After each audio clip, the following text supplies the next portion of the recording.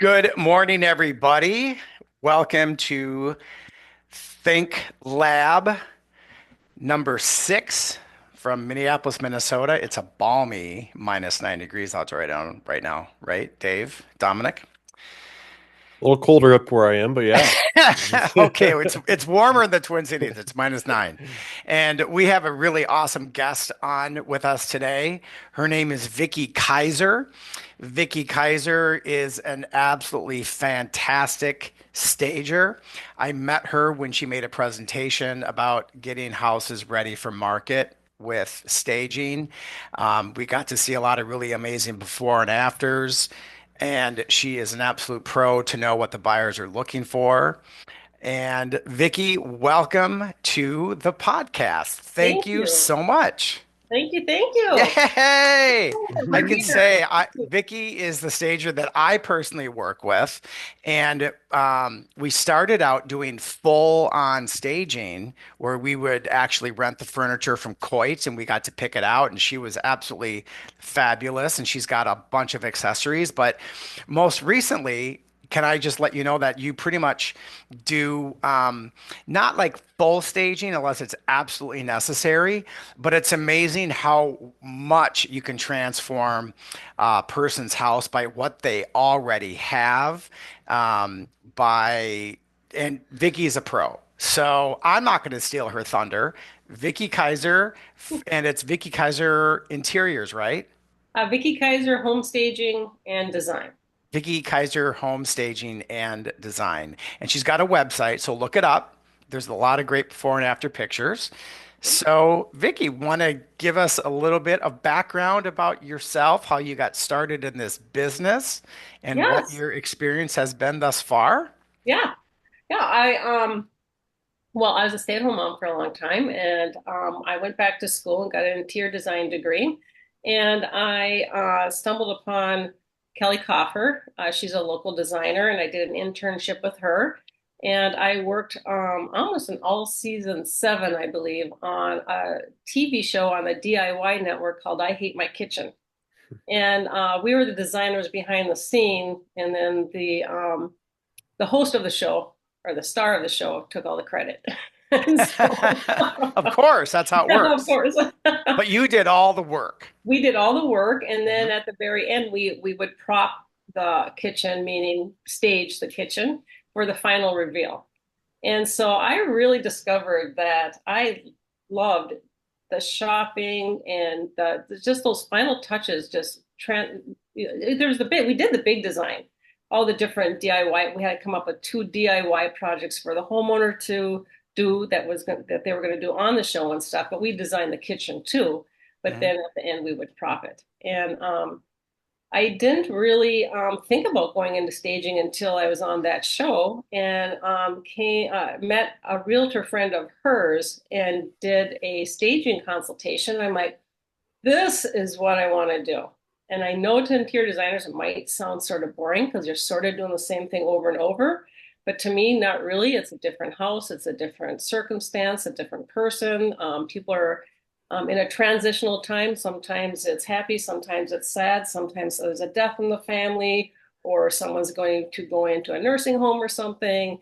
Others, it's a first time their family is growing and they're getting a bigger home, and so you never know what the circumstances are, and that's the most rewarding part for me is Mhm. the personal relationship you have with the homeowner. I'm only in the home about 2 hours. Sometimes I'm there 4 hours. Sometimes I'm there an hour. It just depends on how much help they need. I Mhm. charge a flat fee, so it doesn't matter how long I'm in the home. I'm there until the job is done right. Mhm. Um, So I and plus, it's realtors are my clients and they hire me to go in and do this consultation for them so they don't have to be the bad guy. I don't see Right. them as being the bad guy. I make sure they're aware that I'm advocating for them and trying to get the most money for their home for them. Right. And yeah.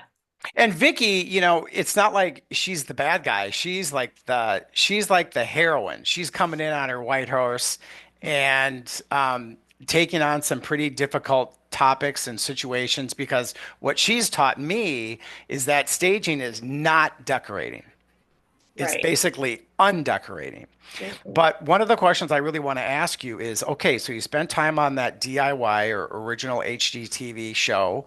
Mhm. I remember that show because that's when they Do used to you film a really? lot. Yeah, I do. Oh, I hate my kitchen, right? yes. Yes. And that's when they used to do a lot of them here in the Twin Cities because this is Right. where it all started. Yeah. But you mentioned that when you went on your first staging appointment, that you were just like, oh my gosh, this is what I want to do. Mhm. What was the aha moment of you working with that seller or the realtor that made you realize, wow, this is amazing and I want to do this? What was it? It was that um, you could transform a home using the homeowner's own things. You're just going to remove some things, you're going to move some things around. I shop the house, and the transformation that a lot of people are like, usually are like, I wish I would have lived this way the whole time I lived in this house. It Right. looks so much better this way. And sometimes they will hire me in their new home to help Hmm. them in their new home. And if it's a good fit, it's something I can do for them or want to do for them. I will do an interior design consult for them in their new home. Hmm. Um, and I still take on a few interior design clients if I feel like they're a good fit. But as far as staging is concerned, it's I just love that you can go into a home for two around 2 hours, and people were so grateful to see such a transformation for free. Right. We're Because just I mean, using their I stuff. personally, not all realtors are the same. Everybody has different um, business plans and et cetera. But I personally offer your services to my seller. Oh, right. I actually pay Vicky for my seller. Yeah, most realtors do Not that. When I and mean for free, I mean they don't have to buy anything. You're paying for the correct. consultation. So the consultation costs money, and most realtors will pay that as a added value service to their clients. Hmm. But I mean, the plan itself creates such a transformation, and they didn't have to spend most of the time doesn't don't have to spend any money, and sometimes maybe a few white towels in the master bath, a few little Hmm. things. Right. Um, So, what are the top three things that you and the homeowner accomplish? Like the top three things, what would you say? Well, I always have a discussion with them when I first get there to make sure they know what we're trying to accomplish, so they have a reason for why we're doing what we're doing, and Hmm. that always gets them on board. And Hmm. then it's always cleaning, and I don't say I sort of brush through that real quick, like it's just a no-brainer kind of thing. And, Hmm. and that's part of the across the board thing to do before you get to your personal room by room to-do list. Right. And that is thoroughly cleaning, including windows inside and out. You want to bring in all that natural light. It makes such a huge difference. And take off the screens if the screens are not clean or have holes or anything like that. Just take them off. It's going to make the windows look so much brighter. And just clean windows makes such Hmm. a difference. Hmm. And bringing that natural light in, especially if they have anything to showcase outside. If there's a really nice tree right by the window, or they just have a really nice view, hmm. and that kind of stuff. And just clean, clean, clean. That's And the number one objection of buyers across the board with National Association of Realtors. The first thing they pick up on, in my experience, and the guys can chime in if they want to, is cleanliness. And that's yeah, such a subjective thing, and it's a hard thing to bring up. But I think it's so important. But what would be the next number two big step in terms of getting the house prepped? well, I always tell people you're selling your home, not your stuff. And not to be insulted if we're going to, and some people have really nice stuff, but it's Hmm. just too much of them. I always say we're trying to make you disappear so a potential buyer can envision themselves and their things in your space. So, uh, so you're depersonalizing. Right. I said you're selling your home, not your stuff. You want your home to shine through, and the staging part just sort of defines spaces and makes it feel. welcoming and comfortable. And I call staging subliminal design. It makes you Hmm. feel good. You're not Hmm. sure why, it just feels right. And that's what we're trying to accomplish. And that's one of the things, Vicky, you have taught me throughout the years, because it's been years now that we've been working together. Yeah. And I Yeah. like that. We're selling your home, not your stuff.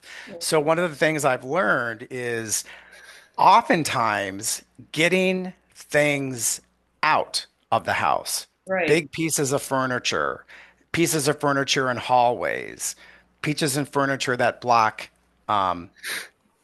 flow, walkways Right. through the house. Like Vicky will move things around, but I mean, I think the rule you told me was if you get 50% of the stuff in your house out, you're almost there. Right. Right. It's going to feel weird to you, but you've taught me when the buyer comes in, Yeah. it doesn't feel Well, weird to them. and if people are like, I just can, they think they can't do things, but I sort of know they can. I can see Hmm. the spaces where they could move things, space in the Hmm. garage, under the stairs. There's certain spaces where I know they have room to move things or get rid of Hmm. things. But I sort of spoon feed it to them, just sort of convince them that I would not advise this if I didn't think you're gonna get a return or it was going Hmm. to help you. Hmm. And I never force anybody to do anything. I've said this is professional advice. You can do whatever you want. You're in total control. You can, or I'll prioritize things. Like if they're a little bit overwhelmed, they'll say, well, then the entry, the living room, the kitchen, start there. Especially if they should do some painting, if it gets Hmm. into that kind of stuff. I'll say, how do you feel about painting? Has your builder talked to you about painting? I just sort of like bring the topic up, see how they feel about it. Some people are like, I don't care about painting. I can paint, no problem. Some people, I hate to paint. I don't want to paint. And so then I'll say, okay. And then we'll keep going through the consult and we'll get to where I really think they should paint. And Hmm. I said, I have my paint fan with me. I'll pick a color for you so that you have the color if you decide to paint. And if you're going to paint, start in the kitchen. That's the case, start in the kitchen, and this is why. It's going to Hmm. hide your switch plates. It's going to make the room look bigger and brighter. It's going to make it, your countertops are going to, it's just going to, especially if it's a dated color, Hmm. and it just all that kind of stuff. And then they'll say, well, I suppose we could paint the kitchen. I suppose we could do it. And I said, so then I'm like, well, if you got the kitchen painted and you're feeling good, go into the dining room next. If you're feeling good and you Hmm. can keep going, then do the dining room. And they'll tell them where to stop. Like, well, where should we stop? Where the wall ends and this and that. And so I have a big discussion. And by the end of the consult, usually they're gonna paint. So the other thing is too, guys, is sometimes people are just absolutely thrilled that, Vicky's going to come in and help them. Other times people are like actually freaked out, like they're really super stressed out. And this is the most fun education that I've gotten from Vicky, where just this past year, we actually had a relocation seller that was kind of freaked out. And I don't go to these consultations because it's kind of like good cop, bad cop kind of thing. But Vicky, you're going to remember this particular person and how you started like taking something off the counter. You shopped the house and you found something else. I don't know where it was from, and you put that in the counter. And tell the guys and our viewers kind of what that single act ignited. It was the simplest thing. She was just adamant that the house, because the house was pretty bare, but it was like, Hmm. wasn't it like super blue and gray? Yes, It was sort of cold. right. And so she was, like I say, a picture or just an example is worth 1,000 words, because Hmm. all my bags of tricks, everything I say to people, she was like being really, really digging her heels in and Yeah, I mean, stuff. she was an attorney and she was pushing back, but this was a major, major breakthrough. I did And one thing. I said, "How about this?" I saw something that I thought would be perfect. I said, because it was too bare. mhm, It was the opposite. It was too bare. right. And so I took two things, decorative items, and put them on her kitchen counter in the corner. And Hmm. she's like, "I love it."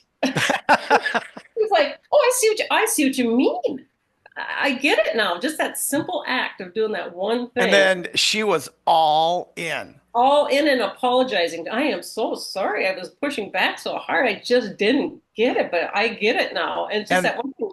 And the Yeah, thing about, Vicky told me it's like the staging from what you've educated me on is like making the buyer's eye go to certain places. Like let them know that their eye went all the way back into that corner of that kitchen to let them realize just how expansive the counter space was. And that right. little colorful vase is what did it. And Yeah. that seller really came on board. So I think the next big thing would be number three, if I was to pick your brain myself, would be like shopping the house. Right. People Yeah. might not understand what that means, but I've seen Vicky shop the house. And when I mean shop the house, it's like opening up cabinets and all this stuff that our moms and our wives and our grandparents have that are like decorative, but they don't take out. All of a sudden, Vicky can find like all this white pottery or I all can make these, something like, out you of got to nothing. talk about shopping the house. Well, I'm always very respectful. I'm in someone else's home and I'm touching Mhm. their stuff. And I always say, because they think they don't have things and they usually do have things. Oh, yeah. And I'm like, oh, I don't have, Tons. well, do you have anything like this? Or do you think you have anything like this? And they're like, no, no, no, they just don't. And I said, do you mind if I go through your cupboards or a hutch or whatever and go through a few things? I usually find something. And they're like, sure. And I'm always respectful if there's something I'm like, before, even if it's out on the counter, like, is it okay if I touch your stuff? And sometimes if it's a lot, like we're doing a bookcase on either side of the fireplace or something, I'll have them take their stuff off because I don't want to break anything. I said, if you don't mind, can you just clear this shelf and I'll do an example shelf for you. And but yeah, I'll look through the cabinets and stuff, and I'll find all kinds of cool stuff that I can use. And they're like, oh, I never even thought of that. And Hmm. it's like I would have never thought to put those things together. They can see that in the corner. If they don't have under cabinet lighting and it's sort of dark, I try to find something lighter to put there. You don't want it to be dwarfed in the space. You want it to fill the space and be to scale and look. Um, I always err on the side of something being too big, whether it's art Right. on a wall or whatever. You don't want something to look dwarfed in the space. So yeah, they're always amazed. Yeah, because they have tons and tons and tons of things. And Yeah. Vicky kind of develops like a theme and like a color palette and to add warmth, I know you wood Yes, and yes. natural forms. Um, but Boy, that gets them on board though. They get excited mhm. because I was like, oh, I love this. This is a nice piece. We're going to use this is really. And they get compliment. They feel complimented, excited that they like that I like their stuff, Mhm. and they really get involved then. The Vicky, other how thing, do, oh, go ahead, Mike. no, the other thing I was going to say is Vicky, when she shops the house, like she can tell, they may have lived. Okay, here's the big house in Egan that you and I dealt with. They might have had this massive sectional in this living room because that's where their family flopped on the couch and we're on this massive sectional. But when you go to put your house for sale, when you're looking at it, you're like, ah, man, that might be too big. So Vicky is the master at saying, why don't we, if you're up for it, why don't we bring maybe this piece from the living room or this piece from the basement up here? Let's bring maybe the sectional over here, or maybe just get rid of the sectional. But the way she puts it, the sellers are most often always on board because you're like, we want to show floor space, we want to open, and it's just remember the house in Egan? That was another huge Yeah, transformation. The yeah. seller came back and they were like, it doesn't even look like my house anymore. And I'm like, awesome. It's going to be great because now you're going to And want to sell it. and sometimes it's the smallest move that makes such a huge difference. They don't realize how because like sometimes they'll think that this big sectional has to be right on the edge of the carpet where it goes from carpet to hard surface, with the Hmm. dining and kitchen. They think they have to put that right up there. And it's like, no, you don't.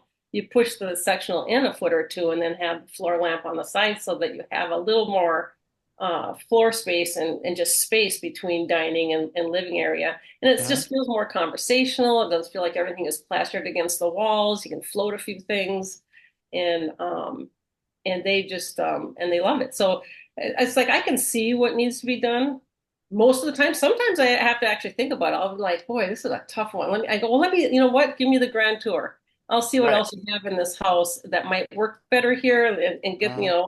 the creative juices flowing and stuff. So it's not like I walk in, I know exactly what I don't like, but I'm not sure what to do about it quite yet. And sometimes the thing is like you've taught me, like, they've had their dining room table oriented this particular way, Oh, for 20 years. But in reality, in terms of like staging and like flow, it would mhm. be better if it was maybe oriented the other way. It just makes, Right. I mean, Yeah. it's absolutely amazing what you can accomplish Or even putting with. a leaf in a table and they think, well, isn't it going to be too big? I said, no, it looks dwarfed in a space. You're making the space look smaller. Mhm. And if they have some big old dated hutch that just is not helping, all you're looking at is that old hutch. You're not looking at the space. You're looking at that hutch. And Mhm. so if they're willing to take that hutch out, replace the hutch with a piece of art and put the leaf in the table, make the table bigger, and then put a nice big centerpiece up and on the table. And now you've got space and interest and it all balances, but you don't have this big hutch. I mean, Right. if it's a Because, small hutch, I it mean, works, but if it I mean, doesn't, and they're moving. I mean, they're moving anyway. right, So right, they have to move stuff. right. So I'm kind of like, move the hutch early, put it into Yeah, a storage facility, or as we've learned, is like your garage is your best friend when it comes to storing. And I don't think your garage has to be like crystal. I mean, it depends on the price point of the house too, right, right. but go ahead, Dave. I interrupted you. What's your question? Well, what do you do? I mean, the obvious answer is reduce or whatever, but what about sellers that have young kids or pets or both, and you have maybe what I would call an active house Mm-hmm. where, a 3-year-old is going to be different than a 10-year-old. A miniature dog is going to be different than a big dog or Mm-hmm. cats. How do Right, you how do you approach that to get the house ready for not only pictures but showings when right. you Well, have those things I, running around?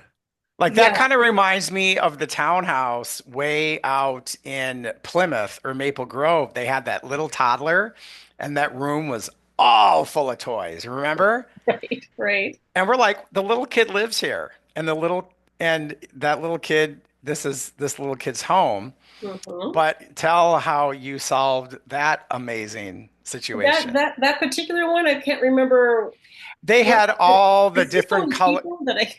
Yeah, yeah, yeah. This one is one that had that entire sunroom overlooking the backyard and the pond was full of Yeah, toys. yeah. And even the floor had all those different color Oh, right. interchangeable Yes, I mats. remember now. And so, but we didn't take away the little kids' play space. Right, right. But the little changes that they agreed to do with you Mm-hmm. completely transformed that room Yeah, from, kinder care yeah. to Right, right, to of course it's a little kid's playroom. And when the buyers came in, they're like, little kid's playroom. But right. go on. You remember that Well, now. well, yeah, I do. And sometimes I try to envision where the photographer's going to take a picture from. Like if he's going to take a picture all the way through, then maybe we can hide this, have this area over here. It's probably not going to make the photo, Hmm. and just sort of get the most of that room staged correctly for that space. Hmm. But in general, when people have kids and dogs and everything, I tell them that this plan is best case scenario. This is if you want to be perfect, and this plan is for photographs. So get it photographed because more people are going to see the photographs than actually come to the house, and you want them to come to your house. So these photographs are going to be done once, and you want to get it right. And sometimes the kids are right there, and I'm really kid friendly, and we sometimes the parents will say, they are worried about the kids and their toys. I said, have them pick a few toys that they really, really like, and then just see it as getting a jump on packing, and that get them excited about going to their new room and what you're going to do there with their toys and how you're going to get them set up there. And I'll even talk to the kids directly and like, are you excited to get to the new home? And yeah, I just have a conversation. Get the kids involved, get everybody involved and on board, and the parents appreciate that extra little input and stuff. Mhm. Um, and when it comes to What if, animals, like I say, most I said most people have pets and animals, but you don't want to come across one potential buyer that has allergies or is worried about where the dog's been or what the cat has been doing, that kind of stuff. You just don't want any barriers at all. We're just trying to get you the most money for your home and keep your eye on the ball and move forward with your life like you're trying to do with the most money in your pocket. So when it comes down to money, they listen. Yeah, I just remember that room. One of the things that we did is we asked the parents and we asked, well, I mean, the little kid was just a little toddler, but all those different colored interchangeable like floor plaids, we were allowed to take those up Yes. completely. Yeah. Yeah. And they had a really beautiful floor that went Right. all the way through the whole house. So that in Yes. itself made a huge improvement. Yeah. I think all the little like stuffed animal toys and things were like in this cute little wicker basket in the Yeah. corner. The Yes. play table or the audit kind of like those sensory tables. Hmm. We kept it there right in front of the window. In fact, I remember I actually sat there and kind of played with it during the video game, like, hey, bring your during the video shoot. But we didn't take away the play Right. space. Right. We didn't try to hide that there was a child there. We Right. just the little Well, bit of sometimes they'll say keep the best stuff you have. Keep the yeah, wooden things. Get rid of the plastic and the off weird pink colored plastic Barbie clothes things. all over the floor, put them in a bowl. Yeah, keep the best stuff you have. And usually there are things that are wooden or a cool dollhouse. I mean, we even staged the Oh dollhouse. my gosh, I remember the dollhouse. That's right, the dollhouse. And then we did the whole Barbie thing with because the Barbie movie was out that summer. Yeah, The yeah. what about on dollhouse. the other end of the Sometimes the dollhouse spectrum? is, what was Go that? Like, ahead. I was just curious, like, on the other end of the spectrum, I get questions frequently, like, what's better to have a house, vacant, completely empty, or somewhat staged? And then, a lot of times it can depend. But Yeah. curious what you would tell to someone that like there's like we'll take everything out and we'll just leave it empty, and let people envision it that way. Like, what do you say to those folks? Well, if you're going to do that, I think the paint should be fresh and the flooring should be good. You shouldn't have a lot of things that are going to stick out like a sore thumb. That staging could sort of detract from that. And Mm. I've um, got very strong feelings on that personally. mhm, But Vicky, are you I know I don't want to put words in your mouth. I'm just kind of regurgitating everything that you've taught me. mhm. Um, a vacant property just has no life. Zip, Right, right. none. And if they can leave something to identify an eating area or Yes, even, a sofa and a chair and a lamp to identify a sitting area, I right. mean, just something. I have stood in houses so many times, like underneath the little chandelier in the kitchen, and that's where the table is going to go. And I have Mm. no joke, had buyers say, now I wonder what we would do in this space. You know what I'm saying? Yeah, I mean, if you can have some decent things in there, and I know you're good about bringing a few things in too, that's so helpful. Right. But if you have a few things to define spaces, that's fantastic. But if it's something super old, dated, just not working, then all I'm looking at is that, and not the space really. So, Hmm. yeah, best case scenario is have defined spaces and have a few things in there. If you can do that, that's perfect. That's what you should do for sure. But I mean, there's some cases where it's just they don't have anything, they don't want to pay to bring anything in. Some realtors aren't like you, or you have some things that you just bring in, and then I can Yeah, sell I've got a it. storage facility of stuff. Yeah, yeah, I can basically stage a small house right now. yeah. So I mean, that's fantastic, and that's why that's why it's fun to work with you in particular because you do have that kind of stuff. And so if it's an occupied home and they just don't have a dining table, because sometimes they're selling things, because they want to move on and sell some of their things. And so you will be the type of person, realtor, that will just bring in a dining table and stuff. So But How do maybe you got, you I'm sorry, Dave. how do you do and work with trends? Like you go into some of these houses and you could tell that they were on board with a trend, or like are you caught up on trends? Do trends matter? Is it just your aesthetic eye? How do you balance that? Because there's a lot of trends that are bad. Do you have one in mind that's in particular that I could like Well, I've solve? been in the past. I really don't like that Southwest trend. Where Mm. rooms are like the orange and I don't know what to call it, the Arizona colors. Oh, Like I I see. Yes. that's Yeah, such to me that was in for a while and now it's not. But like, how do you do with even just if you have somebody that is just been, I know Mike is very anti-gray color, and they're yeah. like, oh, the new color is gray. Like, Well, how if do you it's balance great, your view of what's going to get them the most money? How about that? That might be a better. right. Well, if it is truly like I've walked in a house that was so gray that I felt like I walked into a black and white television set or something, And so I would just really shop the house and look for wooden pieces. And they had a big clock that was all wood with the black, numbers and stuff. And that was perfect. That warmed it up. Or some cutting boards on the counter, or something at the fireplace that has twigs or something. I just really, really look for things, take out as much gray as I can and add as much if they have, a tan or cream color throw or pillows. I just try to warm the space up because that's what it needs. I just try to warm it up with natural elements and wood and those warmer colors. If it's something that's too much of a theme, too much Southwest, then anything I can take out that's not a floor or something that you can't take out, I take it out and replace it with something to sort of smooth that over and to hide that, or to just um, make and do less of it. So And I've seen rooms that have like teal, like a teal wall, a teal painted wall, and it just doesn't look good. And instead of trying to downplay that and just have that and nothing else teal, they'll have teal pillows and a teal vase with white. It's just like why are you working with putting more teal into this situation?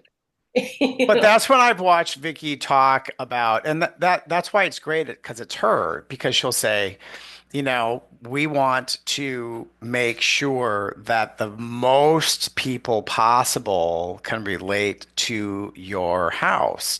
And that's why we talk about neutral colors, because most of the time people are okay with neutral. But when you start getting into bright colors, I mean, like teal, Yeah, I have had buyers literally say, I don't want this house. There's just too many rooms that I need to paint. So and Vicky's the master at just, would you be open to painting? Because maybe that teal accent wall can be painted a really easy neutral color and then it's just gone. Or maybe that orange Southwest room is the only room because, Mr. or Mrs. or whomever owns the house, just that's their office. So maybe Vicky will say, well, what if we just put this color in this? I mean, she's really, really good at getting a massive change, but we have to also remember we have a fiduciary of obedience too. So if they don't want to do anything, but I give them lots of reasons. I mhm. mean, Do you have any even data points like around, you're going to reduce your days on market by X amount of days, or your return on your sale, you're more likely to get above asking price, or do you have any like things like that you'll run through with the seller? I don't I never had to come up with like hard statistics or anything like that, but I do reassure them that I would never ever recommend they do something that is not going to give them a return. I said this is not the time for you to be doing extra work and spending extra money. It's not the time to be doing that. So I would not advise you to do this unless you really, really are going to sell quicker and for possibly more money. And sometimes I'll ask, well, do you know what your listing price is going to be? Because that will help me decide if it is worth doing it or not. Sure. And Yep. and I tell them how much it costs to paint. Like, it'll cost you $100 and problem solved. And Hmm. a little bit of Hmm. work. And I have lots of painters that I can refer to them that I have some good people that are reasonably priced and fast, and so and sometimes I can see the wheels turning, and we'll continue on with with the consult and go to other rooms, and we'll come back, and I'm like, so I'm going to pick you a color. I'm going to take my, I'm going to choose a color for you. I'm going to put that color in your report. And I mean, all I can do, I mean, I have done everything I can to convince them that's something they And should do. And yeah, then but it's up to Vicky, them. but Vicky goes with them room by room by room by Yeah. room. Yeah. And then when she's done, she actually writes a report like bedroom, like master bedroom, do this, do this, do this, do this. Child's bedroom, do this, do this, do this, do this. And giving them actually a plan that they don't even have to think. They just Yeah. do it. Hmm. I Like do all the take thinking take for down them. the Mickey Mouse shower curtain, put up a white one. Yeah, it's Um, very detailed. and she'll also then give them ideas of like little vignettes to put up like for just little things. But I have a statistic. According to the National Association of Realtors, I'm going to use the word market preparation versus stage because I've kind of reverted away from stage to market preparation, but they do sell 88% faster than non, and they can sell for up to 20% more than none than non. And the way you can kind of show people is if you go into the canceled or expired listings, oftentimes it's not just that they're overpriced, but it's also that the pictures are horrible. And you might look at that kitchen where there's magnets and pictures and schoolwork all the way across the front of it, and there's stuff all over the counters, and there's, Dawn soap and a dish towel. It's just like people see that first picture and decide, I I don't want to go to that house. So that's where Vicky is so powerful because they don't have to spend any money. It's just getting ready with what they have. And it's Right. usually As much as getting, possible, yes. But when we're talking about paint specifically, they do trust me because they can tell when I'm doing the consult with them. They know I am really trying to save them the most money and not trying to cause them undue work. I mean, I have no skin in the game. I'm not trying to get them to do something just so that I make a sale. I have no skin in the game. I truly Mhm. am there to give them exactly what they should do. And for example, in someone's bedroom, the kids, I had marked up the wall with the bed and that kind of stuff. And they didn't have that paint anymore, and they didn't know what it was. And I said, you know what? I'm going to match that paint. I have my paint pen. I'm just going to match it as close as possible and paint just that one wall and with shadows and just it's always the paint never looks the same on every single wall anyway. No one's going to know the difference. Just paint the one wall because they just didn't want to paint the whole room. And so they know I'm trying to come up with solutions that work, that cost them the least amount of money and least amount of work possible. So we're getting close to our kind of time max here. One last question I have.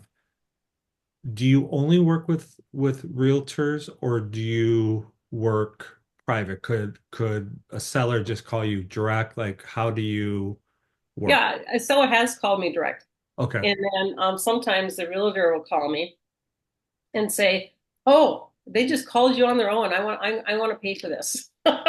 Sometimes Sure. that will happen. Sometimes the seller will just pay me direct, and I always have a good. I like it when a realtor sends me because then I feel safe. I know I'm going to Sure. a home that a Right. realtor has a relationship with these people, but I can tell on the phone that it's safe, and But I have done that. Some people, I'm like, I'll ask them how they follow me, and sometimes it's, well, I guess most of the time it's online. They just Googled me.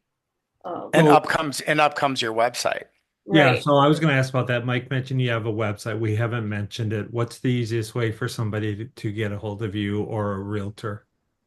Well, it's VickieKaiser.com, and it's VickieKaiser.com. That's my website. But if you just Google my name, Vickie Kaiser, my phone number is all over the place. Mhm. All right. And the other thing, I know we're getting really close, but depersonalization, that's kind of sometimes hard to understand. But Vicky, correct me if I'm wrong, but this is exactly what you taught me. Okay. No faces, Oh, mhm. no dates, no word art. So like diplomas, wedding pictures, graduation or religious pictures, things. religious things, it's got, I will never tell somebody that they have to take a religious icon off the wall. Mhm. If there's 50 of them throughout the house, maybe we'll kind of reduce one to the kitchen, the master bedroom, the living room. But yeah, Yeah, but I'll just say, the rule is A, B, and C, and everything, including religious things. And if they don't want to take it down, then I say, then don't take it down. yeah, And exactly. and I'm positive about it. I'm like, I'm sure it's not going to be a deal breaker. No. Remember, this report is best case scenario if you want to be perfect. And the seller, when you give them the report, they have called you and said, "Oh, I have a question. Should I put this Right. up or should I put this up?" And Vicky's very good about taking those calls. Oh, for sure. I tell Until them, yeah, I always tell them, especially if they're a little worried about buying a few things or creating a few things, because if they don't want to do it together while I'm there, which I'm more than willing to do, it's either I do it while I'm there, or it's going to be in your notes. But if it does go into the notes, and then let's say it's just a vignette on a buffet or something, I say, well, I've got some example pictures and I will include those pictures in their to-do list for that room. And I'm never just gone. I I say my contact information is at the bottom of your list. If you have any questions or anything, you can give me a call. Some people are out shopping and they'll say, should I buy this? Is this okay? Or they'll send me a picture of their room. How does this look? So yeah. it's just not, one and done and I'm gone. I do free follow-up. They can call and ask all the questions they want. Oh, that's great. Well, I appreciate you being on today. Yeah, thanks for Thank having you, me. Vicky. Oh, Thanks, Thanks great. for joining us. Dominic. To get Thanks, this Yeah. done, Dave. it's fun. VickieKaiser.com. Go to her website, look at the before and afters. It's really great. And she also does presentations in offices. So if anybody wants to invite her to maybe give a little presentation during a team meeting at your office, that's how I learned about her at my first brokerage. And so, yeah, Yeah, I used she's to do big presentations with before and afters, all kinds of stuff. Now it's more sort of like come and sit and just talk with you, and I can show you stuff on my laptop if you like, or just do what we did today. Oh, that's great. I'm Thanks, flexible. everyone. thank you.